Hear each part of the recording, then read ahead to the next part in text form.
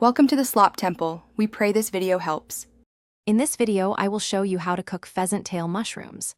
First, ensure your mushrooms are perfectly clean. Gently wipe away any dirt or debris using a soft brush or a slightly damp cloth, taking care not to submerge them in water.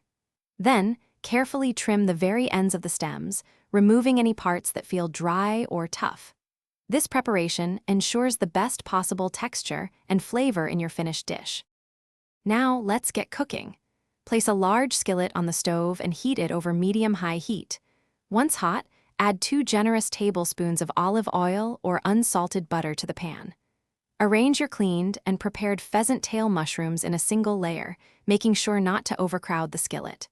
This allows them to brown beautifully, developing a deep, rich flavor that truly stands out.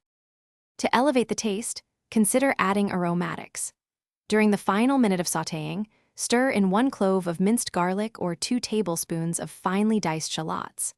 Fresh herbs like a sprig of thyme or a pinch of chopped parsley also work wonderfully to complement their natural flavors. You can even deglaze the pan with 1/4 cup of dry white wine, adding another layer of deliciousness and richness.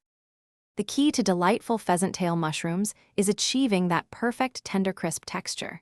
Continue to sauté them for about 5 to 7 minutes, stirring occasionally until they turn golden brown and slightly softened. Season them generously with 1/2 teaspoon of sea salt and a 1/4 teaspoon of freshly ground black pepper. This careful cooking ensures they are neither rubbery nor mushy, but simply exquisite. Thanks for watching. Consider subscribing if we helped you.